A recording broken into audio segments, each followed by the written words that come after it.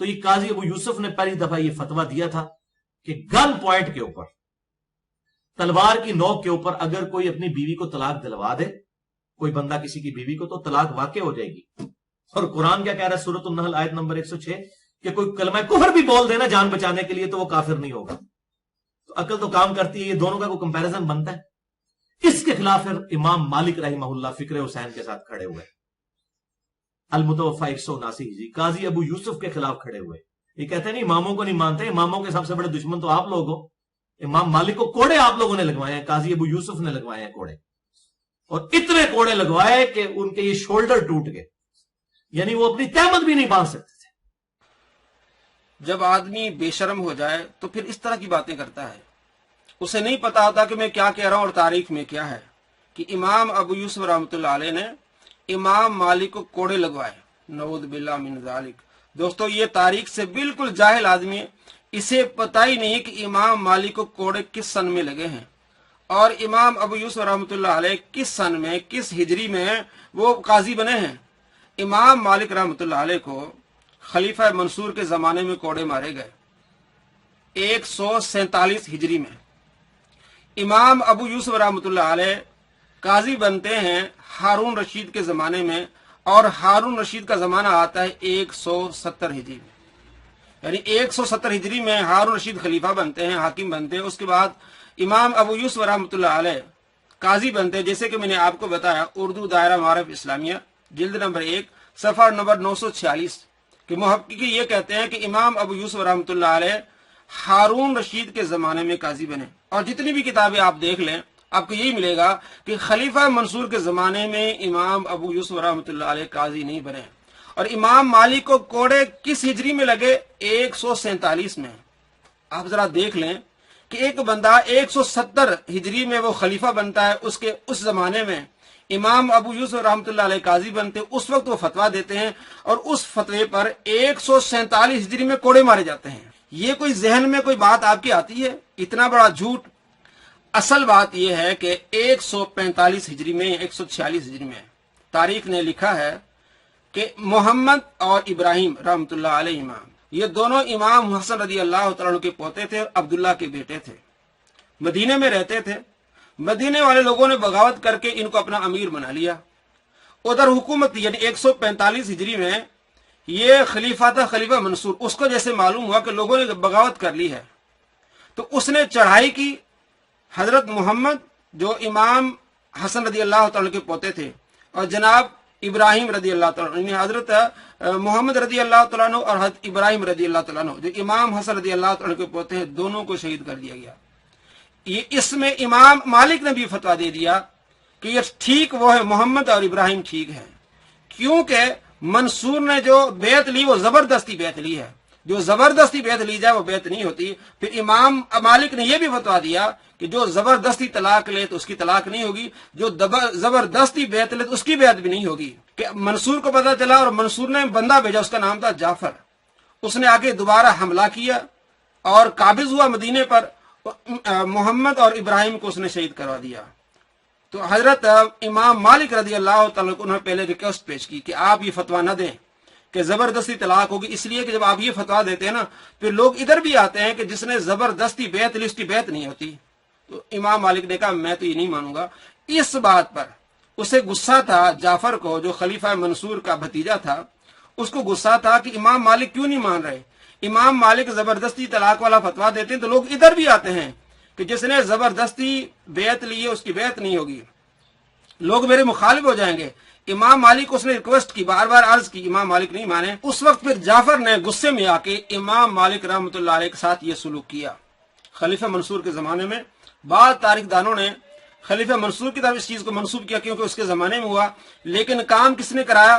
جعفر نے۔ اب یہ کتابوں میں لکھا ہے، میں آپ کو ایک کتاب ہے امام مالک، حیات امام مالک رحمۃ اللہ علیہ، یہ لکھی علامہ سید سلیمان ندوی نے، وہ میں آپ کو پڑھ کے دکھاتا ہوں۔ اس کے علاوہ دو کتابیں اور بھی آپ پڑھ سکتے ہیں، دیکھ سکتے ہیں۔ ایک کتاب کا نام ہے تاریخ عالم اسلام، پروفیسر محمد نعیم صدیقی صاحب، مکتبہ دانیال سے، اس کو بھی آپ دیکھ سکتے ہیں۔ اس کا صفحہ نمبر ہے 556۔ اور اس کے علاوہ اس واقعے کو آپ دیکھ سکتے ہیں تاریخ الخلفاء میں، یہ بھی آپ کو نیٹ سے ملے گا۔ اور اس کا صفحہ نمبر ہے 517 اور 516۔ میں جو آپ کو دکھانے والا ہوں وہ ہے حیات امام مالک رحمۃ اللہ علیہ، سید سلیمان ندوی کی یہ کتاب ہے۔ اب دیکھیں طلاق مکرہ کا فتویٰ۔ جعفر نے مدینہ پہنچ کر نئے سرے سے لوگوں سے بیعت لی۔ وہی جو پیچھے میں نے آپ کو بتایا کہ لوگوں نے بغاوت کر کے محمد ابراہیم کو اپنا خلیفہ چن لیا، تو پھر خلیفہ منصور نے سپہ سالار بھیج کے ان کو شہید بھی کرایا اور امن بحال کرا کے سارا اپنا اثر رسوخ جما کے جعفر کو بھیجا۔ جعفر نے مدینہ پہنچ کر نئے سرے سے لوگوں سے بیعت لی۔ امام مالک کو کہلا بھیجا کہ آئندہ طلاق جبری یعنی مکرے کے عدم اعتبار کا فتویٰ نہ دیں، کہ لوگوں کو بیعت جبری کی بے اعتباری و عدم صحت کے لیے سند ہاتھ آئے، کہ جب آپ کہتے ہیں نا کہ زبردستی طلاق نہیں ہوتی، تو لوگوں کو یہ ذہن میں آتا ہے کہ زبردستی جو بیعت لی جاتی وہ نہیں ہوتی، وہ بھی نہیں ہوتی ہے۔ امام سے ترک حق کی توقع کس قدر بجا اور خواہش تھی کہ امام صاحب سے یہ کہنا کہ آپ میری مرضی کا فتویٰ دیں، یہ کیسے ہو سکتا تھا؟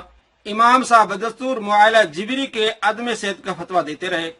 سلیمان نے غضبناک ہو کر حکم دیا کہ ان کو 70 کوڑے مارے جائیں۔ امام دارالہجرہ کو محکمہ امارت میں گنہگاروں کی طرح لایا گیا، کپڑے اتارے گئے اور شانہ امامت پر دست ظلم نے 70 کوڑے پورے کیے۔ تمام پیٹھ خون آلودہ ہو گئی، دونوں ہاتھ منڈے سے اتر گئے۔ اس پر بھی تسلی نہ ہوئی تو حکم دیا کہ اونٹ پر بٹھا کر شہر میں ان کی تشہیر کی جائے۔ امام صاحب بئی حال زار بازاروں اور گلیوں سے گزر رہے تھے اور زبان صداقت نشان بآواز بلند کہہ رہے تھے کہ جو مجھ کو جانتا ہے وہ جانتا ہے، جو نہیں جانتا وہ جان لے کہ میں مالک بن انس ہوں۔ میں نے فتویٰ دیا ہے کہ طلاق جبری درست نہیں۔ اس کے بعد اسی طرح خون آلود کپڑوں کے ساتھ مسجد نبی میں تشریف لائے، پشت مبارک سے خون صاف کیا اور 2 رکعت نماز پڑھی اور لوگوں سے فرمایا کہ سعید بن مسیب کو جب کوڑے مارے گئے تھے تو انہوں نے بھی مسجد میں آ کر نماز پڑھی تھی۔ یہ تعزیر گو تحقیر کے لیے تھی، لیکن اس نے امام کی عزت و وقار کے پایا کو اور بلند کر دیا۔ آگے دیکھیے لکھتے ہیں یہ واقعہ 147 ہجری کا ہے۔ یہ واقعہ 147 ہجری کا ہے۔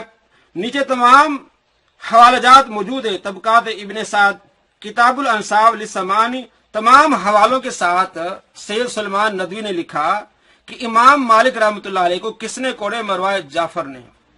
کیوں کوڑے مروائے؟ اسے اپنی خلافت کی ٹینشن تھی، گورنری کی ٹینشن تھی کہ امام صاحب جو فتویٰ دیتے ہیں کہ جبری طلاق نہیں ہوگی، تو پھر لوگ اس طرف آتے ہیں کہ جبری بیعت جو لی جاتی ہے، زبردستی بیعت لی جاتی ہے، وہ بھی نہیں ہوتی۔ تو امام صاحب کو اس نے بار بار کہا کہ آپ فتویٰ نہ دیں، امام صاحب نہیں مانے تو غصے میں آ کے اس نے امام صاحب کے ساتھ یہ حال کیا۔ اور یہ واقعہ کب ہوا؟ 147 ہجری میں۔ اور امام ابو حنیفہ رحمۃ اللہ علیہ کب اس دنیا سے تشریف لے جاتے؟ 150 ہجری میں، یعنی اس وقت امام صاحب زندہ تھے اور جیل میں تھے، اور خلیفہ بار بار ان کو کہہ رہا تھا کہ آپ یہ عہدہ قبول کر لیں۔ تو یہ بات بھونڈی آپ کو سمجھ آتی ہے کہ امام ابو یوسف رحمۃ اللہ علیہ نے فتویٰ دیا، امام مالک اس کے سامنے کھڑے ہو گئے، امام ابو یوسف نے امام مالک کو کوڑے مروائے۔ الامان والحفیظ، کوڑے کس وجہ سے مارے کہ میں نے آپ کو کتابیں گن کے بتائی ہیں، آپ ساری کتابوں دیکھ لیں، ایک کتاب میں نے آپ کو پڑھ کے دکھائی ہے۔ کوڑے مارے گئے امام مالک کو خلیفہ منصور کے زمانے میں، اور دوسری کتابوں میں یہ بھی آتا ہے کہ خلیفہ منصور کی معلوم نہیں تو بعد میں پشیمان ہوا، امام صاحب سے معذرت بھی کی کہ مجھے جعفر نے بتایا نہیں اور آپ کے ساتھ ایسی زیادتی کر لی۔ خلیفہ منصور نے معذرت کی۔ تو یہ تاریخ کا پتہ نہیں اس پاگل کو، اور یہ کہہ رہا ہے کہ امام مالک کو کوڑے مروائے ان حنفیوں نے۔ اور یہ جو فتویٰ ہے امام مالک کا اپنی ذات، ان کی اپنی تحقیق ہے، لیکن اس کے خلاف جو فتویٰ ہے یا اس کا دوسرا جو فتویٰ ہے وہ سعید بن جبیر کا ہے جو حضرت عبداللہ بن عباس کے شاگرد ہے، سعید بن مسیب کا ہے جو حضرت ابو ہریرہ رضی اللہ تعالیٰ کے شاگرد ہے، حضرت قتادہ کی یہ فتویٰ ہے جو حضرت انس رضی اللہ تعالیٰ کے شاگرد، امام زہری کا فتویٰ ہے، امام شافعی کا فتویٰ ہے، امام ابو حنیفہ رحمۃ اللہ علیہ کا فتویٰ ہے کہ ان کے اجتہاد ہے کہ جو جبری طلاق بندہ کسی سے لے گا تو وہ طلاق ہو جائے گی۔ کیا وجہ؟ جو پہلے میں نے آپ کو بتایا، اجتہاد ان کا یہ کہ جب ایمان دل اور اقرار کا نام ہے، نکاح طلاق یہ بات نہیں ہے، نکاح طلاق میں صرف زبان سے اپنے کہنا ہوتا ہے، طلاق زبان سے دینی ہوتی ہے۔ آپ یہ کبھی نہیں کہہ سکتے بھائی میں نے طلاق زبان سے دی لیکن میرا ارادہ نہیں تھا، وہ طلاق ہو جائے گی چاہے آپ ارادہ کریں یا ارادہ نہ کریں۔ آپ یہ نہیں کہہ سکتے کہ میں نے ویسے ہی کہہ دیا تھا، میں نے قبول کر لیا، میرا ارادہ نہیں تھا، میں نکاح قبول نہیں کرتا، آپ کی بات نہیں مانی جائے گی۔ نکاح ہو جائے گا، چاہے آپ دل سے مانے یا نہ مانے، آپ کی زبان سے جو نکلے گا وہ ہو جائے گا، چاہے وہ آپ سے زبردستی کیا جائے، چاہے آپ سے پیار محبت سے کیا جائے۔ یہ ان کا اجتہاد ہے اور یہ امام صاحب کا اجتہاد ہے، ہم کسی کو برا نہیں کہتے۔ لیکن کتنا بڑا جھوٹ، کتنی بڑی تہمت! امام ابو یوسف رحمۃ اللہ علیہ کے فتوے کی وجہ سے امام مالک رحمۃ اللہ علیہ کو کوڑے پڑے، بلکہ یہ کہنا کتنا بڑا جھوٹ ہے کہ امام ابو یوسف نے کوڑے مروائے امام مالک کو۔ الامان والحفیظ، استغفر اللہ استغفر اللہ۔ امام مالک امام ابو یوسف کے استاد ہیں۔ یہ کتنی بے شرمی کی بات ہوگی کہ شاگرد استاد کو کوڑے مروائے، اور حقیقت آپ کے سامنے، تاریخ پڑھ لیں، آپ دیکھ لیں، کسی کتاب کو بھی اٹھا لیں کہ منصور کے زمانے میں امام مالک کو کوڑے مارے گئے، جب امام ابو حنیفہ بھی زندہ تھے۔ اور مارے کس وجہ سے گئے؟ وہ خلیفہ کی وجہ سے۔ وہ چاہتا تھا کہ یہ فتویٰ روک لیں، میری بیعت میں مسئلہ آئے گا۔ امام صاحب نے کہا میں نہیں روکوں گا۔ تو یہ جھوٹ کیسا باندھا گیا؟